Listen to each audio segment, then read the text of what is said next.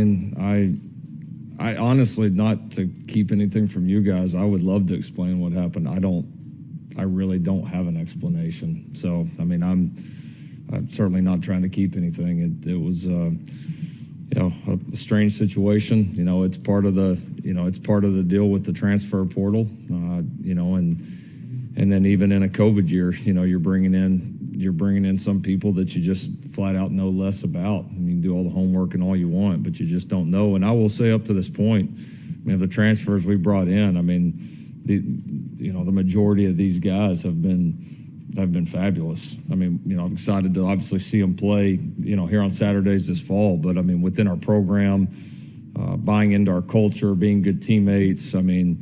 These guys, by and large, have exceeded expectations. But on that one, we swung and we obviously missed and made a mistake. And again, especially in the COVID environment has certainly complicated it. Even hopefully soon when maybe we're not dealing with COVID, it's still going to be an issue. But yeah, you just don't. That was a different situation. You get guys like Wanye or Keyshawn or guys like that we recruited out of high school. We knew a little bit about. You feel like you've gone through, even though they didn't sign with you immediately. If a guy ends up transferring back, you feel like you've been through a little bit of that process and learned a little bit about these kids. And it's never even 100% there. But yeah, certainly these transfers, as they're going back and forth, it is more unpredictable. There's no doubt. In some ways, more about the player because they've played college football, but you may know less about all the other stuff because you didn't go through a normal process. So there's certainly some give and take there. And, so we're trying to be very diligent when we bring in a transfer of doing our homework. And we were with Tre. Again, you're not going to hit on every single one. As far as you look at the whole group of transfers that we brought in, again, from buy-in and culture guys and guys doing the right thing, we've batted a tremendous percentage. But, we missed on this one.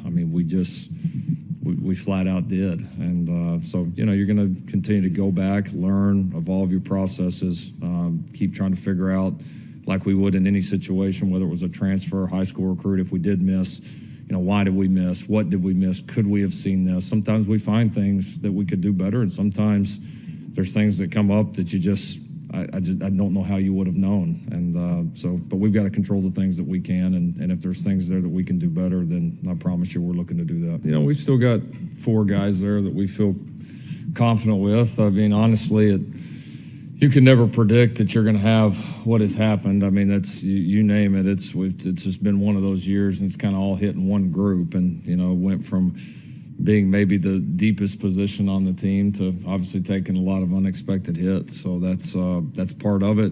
I think of any position group on the team, this was probably the one most built to weather it.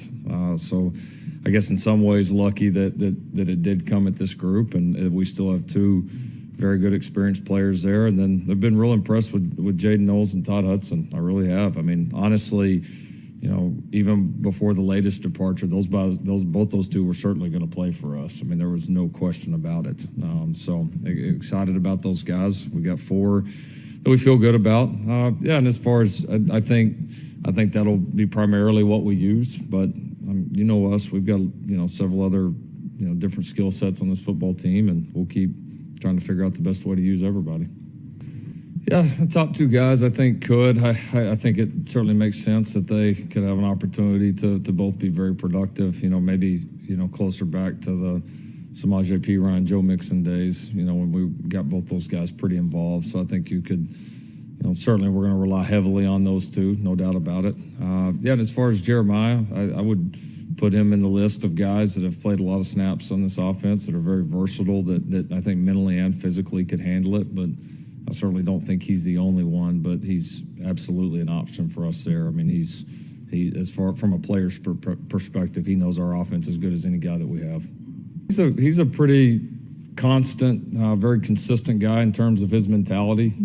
I think he's he's weathered ups and downs in his own career, and I think, he's been in locker rooms, he's seen situations happen. So no, I think he's got a lot of confidence in the guys in there, and that's been our focus, is we're going to coach the guys that are in there and feel good about that. And so, no, I don't think so at all. I don't think he's been rocked by it. He's again, a very, very steady guy and a great person to handle the room in any situation, even one like this. So I think he's going to continue to coach our guys that are in there at a high level and doing everything that he can to get them ready to play. So, maybe going through what we all did last year has made us a little hardened to it. But it's just like, when something like this comes up or you move a game, it's like, all right, what's up next? And that's been our mentality. For more information, you can visit TULSAworld.com.